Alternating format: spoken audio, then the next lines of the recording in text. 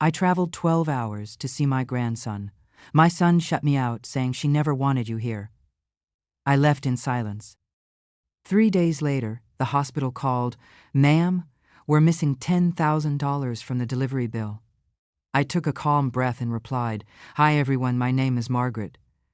Before I dive into this story, the one that shook my family to its core, I want to know, where are you watching from today?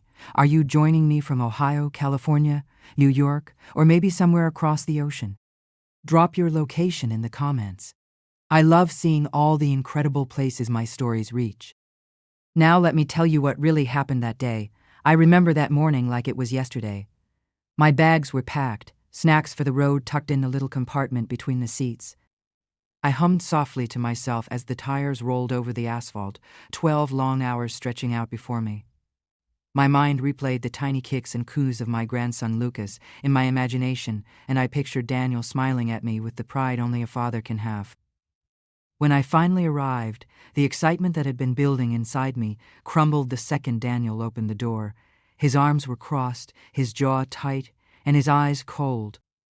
"She never wanted you here," he said. I froze. My throat burned, but words failed me. I just wanted to see him," I whispered, my voice barely audible. "Doesn't matter," he said, turning away. "You shouldn't have come." I didn't argue. I didn't scream. I just stood there, feeling a sharp pang in my chest, the love I had carried for decades suddenly colliding with rejection. Slowly, I turned and walked out, each step heavy with disbelief. My suitcase scraped the floor, a small, hollow sound that echoed the emptiness inside me. I drove away without looking back. In the quiet of my car, I replayed his words over and over. I remembered holding Daniel as a boy, the scraped knees I had bandaged, the nights I stayed up, helping with school projects, the Christmas mornings I thought we'd always share. And now, at 38, he was shutting me out. Why? 3 days later, the phone rang. The hospital. "Ma'am," said a calm female voice, "we're missing $10,000 from the delivery bill."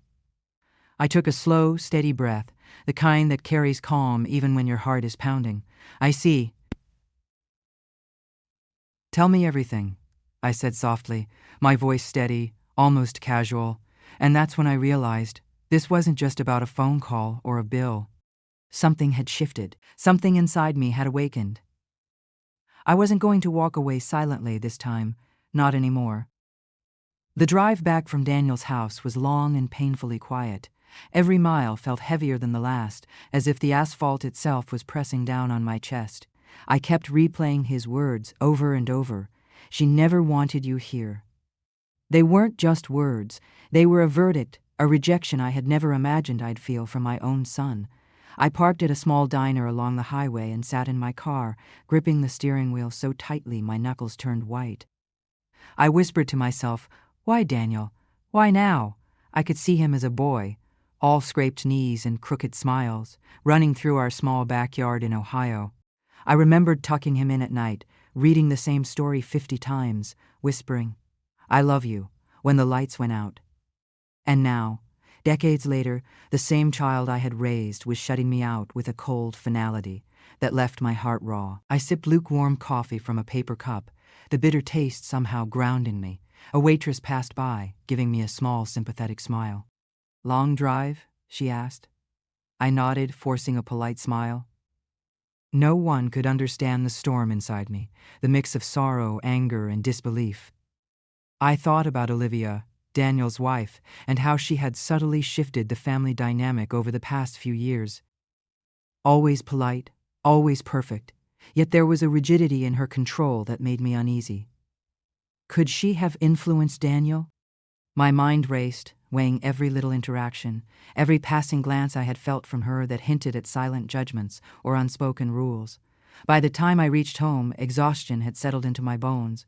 I sat on my sofa, staring at the empty rocking chair I had bought for Lucas.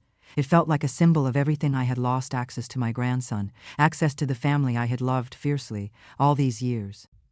And yet, as I sat there, a strange calm began to seep into me. I wasn't defeated. Not entirely. That evening, I sat with my notebook, jotting down every small detail of that visit, the words, the expressions, the tone of Daniel's voice.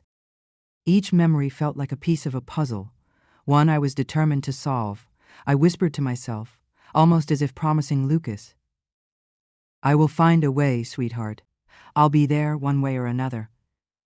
It was in that quiet reflection, in the solitude of my living room with the fading light casting long shadows, that I began to realize something important. This wasn't just about a visit. This was about respect, about love, about being acknowledged as a grandmother. And deep down, I knew that justice, quiet and deliberate, would have its way. And then, as if the universe had been listening all along, the phone rang again, the hospital. I picked up, my heart steady, my voice calm. "Yes?" I asked. The words that came next would change everything, and I felt in that moment that my life had taken a turn I wasn't expecting, but perhaps had always been meant to take. 3 days had passed since Daniel shut the door on me, and I had begun to retreat into the quiet of my own thoughts, trying to make sense of the rejection. Then the phone rang. The hospital. My heart skipped a beat, a strange mix of curiosity and unease swirling inside me. "Ma'am, this is Claire from the billing department," said a calm, professional voice. "We're missing $10,000 from your son's delivery bill." I leaned back in my chair, letting out a slow breath, forcing my pulse to steady. "I see," I said, keeping my tone light, almost casual. "Tell me exactly what's missing." Claire hesitated for a moment. "The billing shows a discrepancy. We're reviewing the charges, but it seems someone may have altered the records." I didn't panic. I had learned over the years that calmness was a tool more powerful than anger. "Altered the records?" I repeated softly, letting the words linger. "Can you give me copies of the paperwork? I'd like to understand everything before jumping to conclusions." "We can send you the details," Claire said, her voice careful. "But ma'am, this is very unusual. Someone tampering with billing is serious." "Yes," I agreed, letting the words stretch, almost savoring the tension. "It's serious indeed." As I hung up, a strange clarity settled over me. The universe had presented an unexpected opening, a crack in the walls that Daniel and Olivia had built. A chance not for confrontation, but for observation. For careful, deliberate action. My mind began replaying every interaction from that visit, every small, controlling gesture Olivia had made, every time she had subtly dictated what I could or couldn't do, every look that made me feel like a stranger in my own family. I realized then that this missing $10,000 wasn't just a mistake. It was a reflection of the control and secrecy that had been quietly tightening around me and Lucas. And while Daniel may have thought shutting me out was the end, it was only the beginning of something far more deliberate. Sitting in my quiet living room, the faint hum of the refrigerator the only sound in the background, I allowed a small, almost imperceptible smile to touch my lips. Not a smile of victory, not yet, but a recognition that the pieces were aligning. The door had closed on me, yes, but another door, one I would carefully unlock, was now waiting. And in that moment, I knew whatever it took, whatever subtle moves I needed to make, I would reclaim my place in Lucas's life. I would do it quietly, with patience and precision, and no one would see it coming. After the hospital call, I couldn't stop thinking about that missing $10,000. Every time I closed my eyes, the numbers danced in my mind like a puzzle waiting to be solved. I spread the papers across my kitchen table, each line of billing and receipt, a tiny clue, a whisper of a story that wasn't being told. Something about it didn't sit right. I remembered Olivia's careful tone. When I arrived that day, the way she had hovered near Daniel, subtly redirecting conversations, always insisting, "We have everything under control, Mom, under control." That phrase now felt like a warning I had ignored. I picked up the phone and called the hospital again, pretending to be calm and concerned. "Claire, thank you for sending the documents. I just want to make sure I understand. Are you certain these are all the charges?" Claire's voice hesitated. "Yes, ma'am. But we noticed some of the forms had been altered after submission. We're investigating internally." Altered. That word echoed in my mind. My thoughts wandered back to Daniel, his stern look in the doorway, the finality of his words, and then Olivia's presence, always poised, always a step ahead. I realized that the missing $10,000 wasn't just a mistake. Someone had deliberately made it disappear. I set the papers aside and walked to the window, looking out at the quiet suburban street. The neighbors were busy with their lives, unaware of the tension quietly pulsing inside my own home. I touched the rocking chair I had bought for Lucas, imagining him there, and felt a surge of protective love. If someone thought they could manipulate my family, my grandson, they were gravely mistaken. That night, I started keeping detailed notes, dates, conversations, the subtle gestures, even the tone of voice. I wasn't angry yet. I was observant. Patient, quietly building a map of the hidden dynamics, tracing who had the power and who was pretending to. And with every small detail, I began to see patterns emerge. Olivia had influence over Daniel in ways I hadn't fully realized before. She wasn't malicious, not in the obvious sense, but she controlled access, she controlled information, and she had made me invisible. I whispered to myself, in the dim light of the kitchen, "You won't control him forever. You won't control Lucas." Not if I can help it. The first real flicker of determination settled in my chest that night. Calm, deliberate, measured. I wasn't going to confront anyone recklessly. That wasn't my style, but I would find a way. A subtle, quiet way. And the missing $10,000? It wasn't just money. It was the key, the first thread I could pull, quietly unraveling the lies and control that had kept me at the edges of my family. And as I closed my notebook and turned off the kitchen light, I felt it, a small, almost imperceptible sense of power. The door had been slammed in my face. Yes, but a new one was opening. One that I would walk through on my own terms. After that first secret visit, I sat in my living room, long into the night, replaying every detail in my mind, the sound of Lucas's soft breathing, the way his tiny hands curled around his blanket, the quiet, cautious way the nanny had let me in. All of it became pieces of a plan forming slowly, deliberately. I knew confrontation would get me nowhere.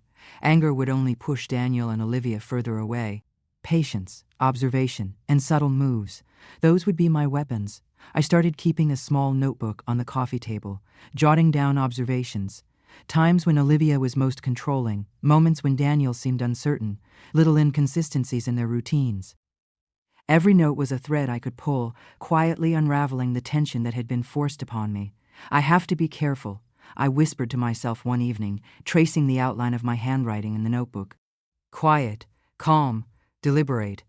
And yet, calmness didn't mean inaction. I made small, strategic moves, checking in with the hospital under the guise of concern, subtly asking questions, listening to tones and pauses that might reveal something more. Every conversation, every phone call, became a small step toward understanding the full picture. One afternoon, I sat in a small cafe, pretending to read a book while my mind raced. A woman at the next table glanced at me and smiled politely. "Long day?" she asked. I gave a small nod, my lips curling just enough. "You could say that," I replied, letting the words hang. No one needed to know the truth of the storm quietly brewing inside me.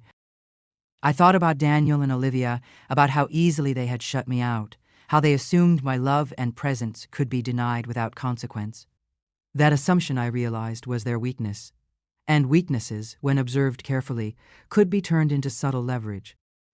That night, as I prepared for bed, I lingered by the rocking chair, imagining Lucas's laughter filling the room. "I'm coming for you, sweetheart," I whispered softly, not with rage but with a quiet promise. "I'll be there, and I'll do it my way." The calm of the evening settled over me, but beneath it, a slow, steady pulse of determination began to grow. I wasn't angry, I was focused. I wasn't reckless, I was deliberate. And I knew deep down that when the time came, my quiet, patient strategy would be far more powerful than any confrontation could ever be.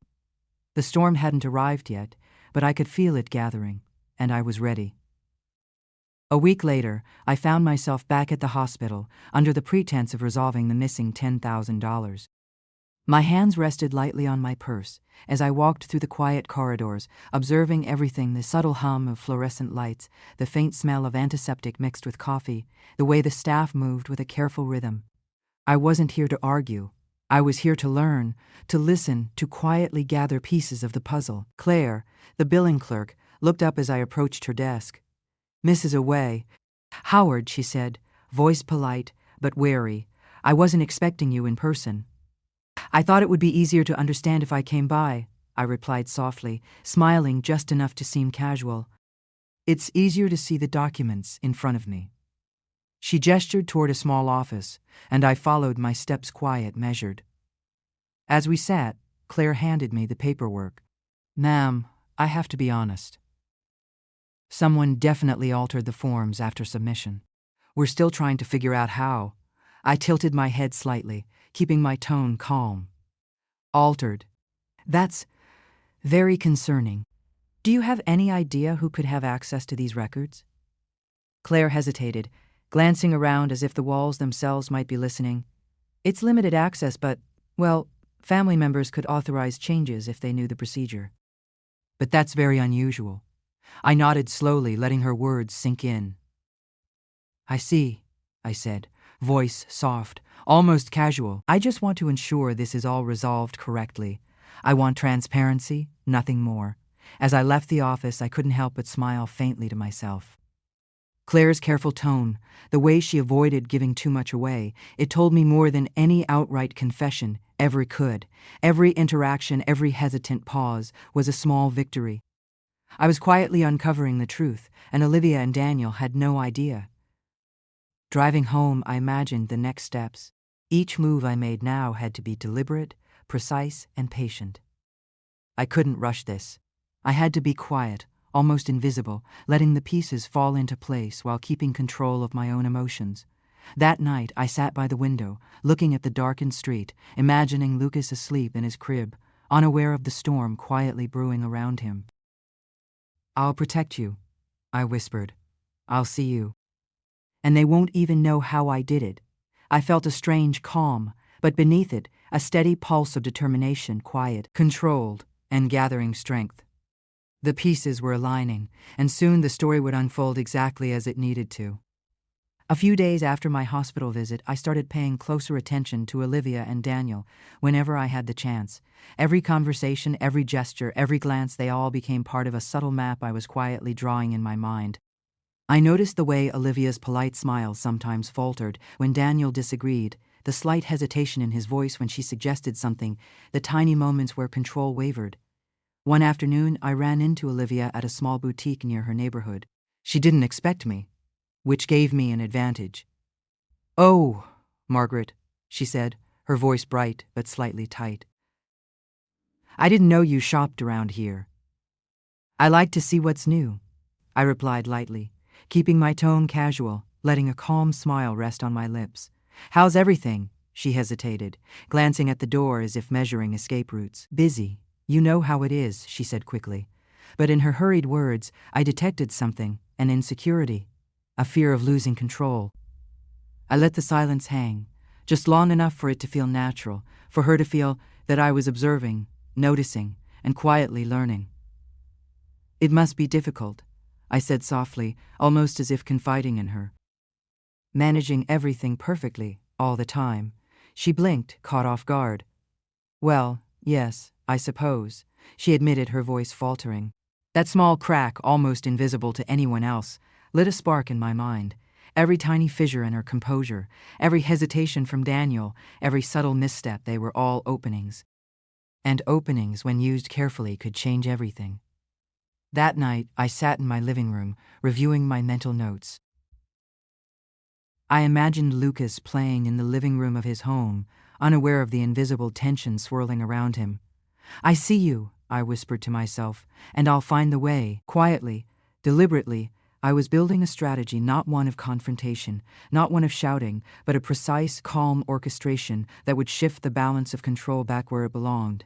And the more I observed, the more I realized something important. Patience wasn't weakness. It was power. The cracks were there, and I would use them. And when the time came, Daniel and Olivia wouldn't even see it coming. By the time I returned home that evening, my mind was already working on the first subtle steps of a plan. I wasn't reckless. I wasn't angry. I was deliberate. Each small move, each carefully observed action, could tip the balance in my favor without anyone noticing. The missing $10,000 at the hospital was the perfect starting point, a loose thread I could pull quietly, watching as the web unraveled on its own. I began calling the hospital under the guise of concern, asking routine questions about records and forms. Each conversation was measured, calm, and precise. "I just want to make sure everything is correct," I said, letting the words float gently in the air, while inside, I was mentally noting every hesitation, every slip, every tiny detail that revealed who was hiding what. Meanwhile, I watched Daniel and Olivia's routines carefully. Even small habits, like the times they left the house, the errands Olivia insisted on running herself, and the way Daniel deferred to her, became pieces of a larger map. I was learning, cataloging, and quietly preparing. Every interaction, even a brief glance or a polite greeting, became information I could use later. One evening, Daniel called. "Mom, I don't want any trouble. Just let things be," he said, his voice tight with unspoken conflict. "I'm not here to make trouble, Daniel," I replied softly, letting calm drip into every word. "I only want what's right. For Lucas." The pause on the other end told me more than any argument ever could. He wanted peace, but he was trapped between his wife and his mother. That tension was exactly what I needed to observe, to understand, to plan around. And so quietly, deliberately, I began to lay the first invisible traps, not for revenge in the explosive sense, but for subtle correction, for justice that would unfold naturally. Each small move, each careful inquiry, each watchful observation, built toward a quiet crescendo that no one in the family would anticipate. By the time I went to bed, the faint hum of the night outside felt like the pulse of opportunity. I was no longer simply a grandmother shut out of her family's life. I was patient, strategic, and quietly powerful, and the first trap had already begun to take shape. A few days after my subtle moves with the hospital, I began to notice small, almost imperceptible changes in Daniel and Olivia. Nothing obvious, nothing dramatic, just tiny reactions that betrayed their awareness of the quiet shift happening around them. It started with a glance Daniel gave me at Lucas's soccer practice, a flicker of guilt mixed with uncertainty. I didn't respond. I just let him feel it. Then Olivia called one evening, her voice tight but polite. "Margaret, I think we need to talk about Lucas's schedule," she said, almost hurriedly. "I just want what's best for him." Her pause lingered on the line. She knew I was aware, even without words. I could almost hear her calculating, weighing her options, and in that silence, I felt a quiet thrill. This was exactly what I had hoped for, small cracks forming, their controls subtly challenged without confrontation. I started to notice other signs, too. Daniel began double-checking his calendar, hesitating when mentioning plans, and Olivia's sharp confidence seemed to wobble in brief, fleeting moments. Every small uncertainty, every tiny hesitation, was like a thread tugging at the web they thought was secure. At night, I sat by Lucas's crib, watching him sleep, and whispered softly, "I see everything, sweetheart. And I'm patient. I know when to move and when to wait." The warmth in his peaceful face strengthened my resolve. This wasn't about anger or punishment. It was about reclaiming what had been quietly stolen from me. By the end of the week, it became clear that the first subtle maneuvers were working. They didn't know how or why, but the balance had started to shift, and as I sat in my living room, the dim lamplight casting shadows across the walls, I felt it, the calm, deliberate sense of power that comes from knowing you are steps ahead. I smiled faintly, almost imperceptibly. They didn't see it yet, but the quiet game had begun. And soon the next moves would unfold, with patience and precision, in ways they would never anticipate. By the next week, the subtle shifts I had noticed in Daniel and Olivia were becoming more pronounced. It was as though the smallest movements, the tiniest hints, were all part of a larger picture they didn't even realize I was putting together. I had spent nights poring over hospital records, my notebook filled with observations, dates, and small anomalies.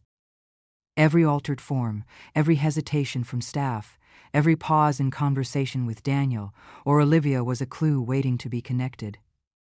I began to act carefully, planting questions here, requesting clarifications there, always under the guise of concern and care. I just want to make sure Lucas's records are correct, I said politely to a nurse when I visited the pediatric unit.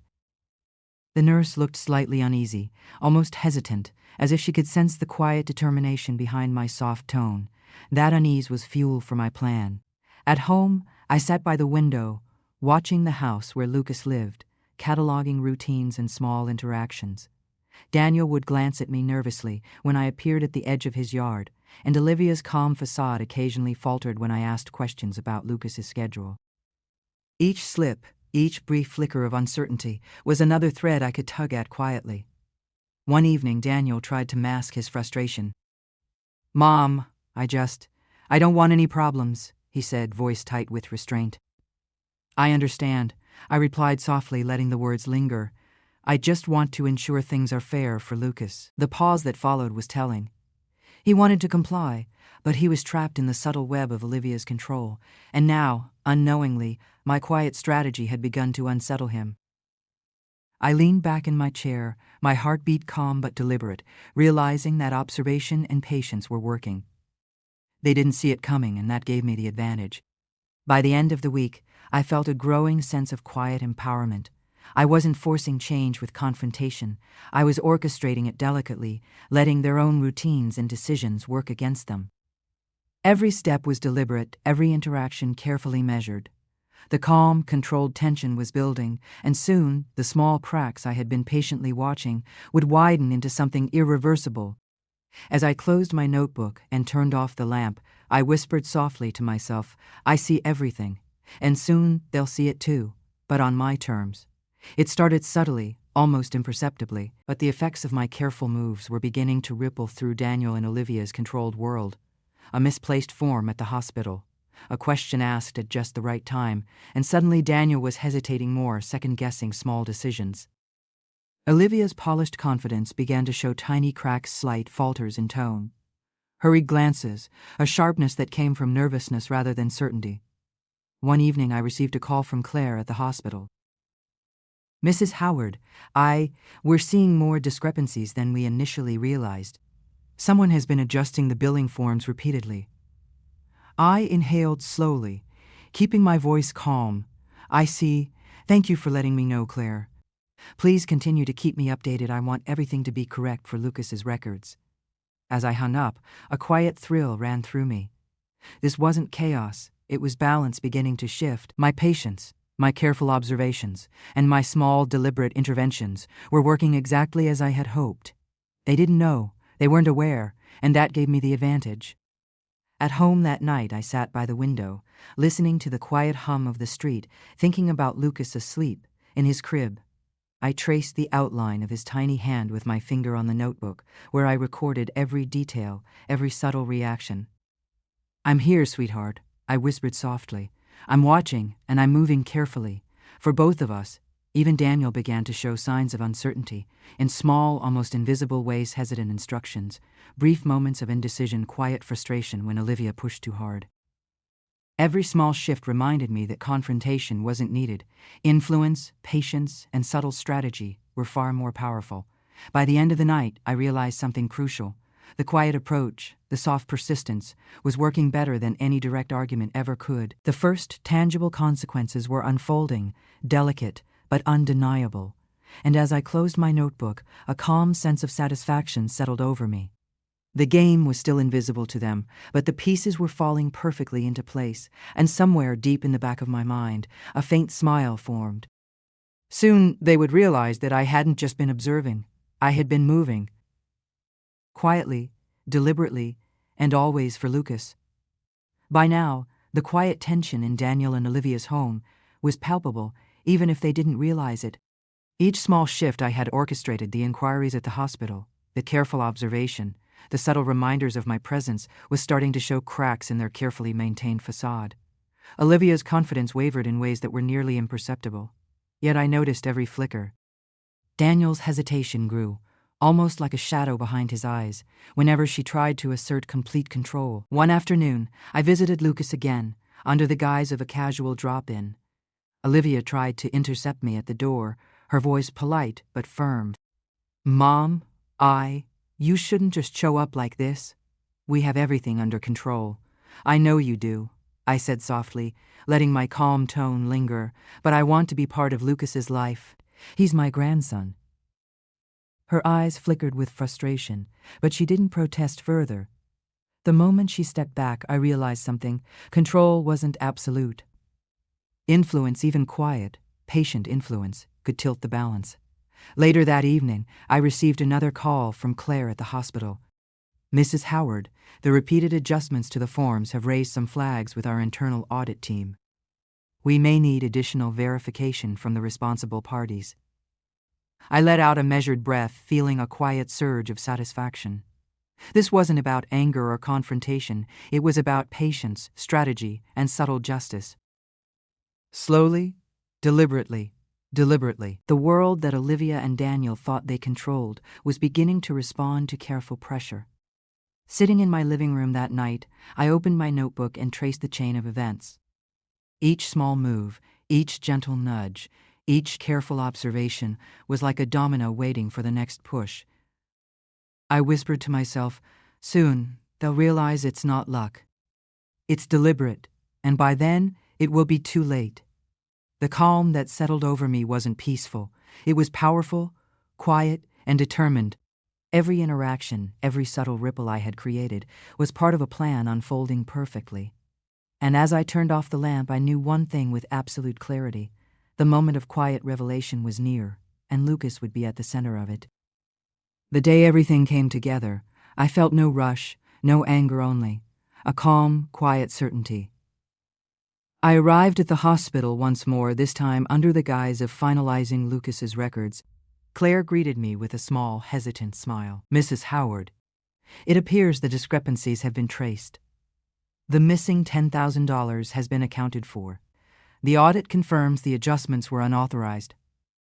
I nodded slowly, my voice calm and even clear. I'm glad it's resolved. It wasn't about the money, it never had been.